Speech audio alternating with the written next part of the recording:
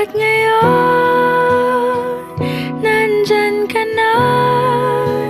Di mapaliwanag ang nadarama.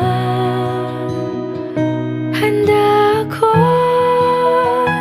sa walang hanggan. Di basahin, di ka sasaktan.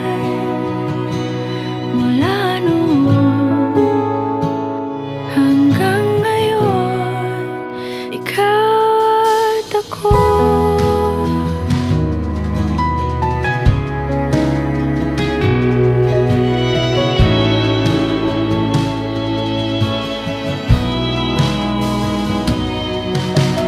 At sa wakas ay nahanap ko na rin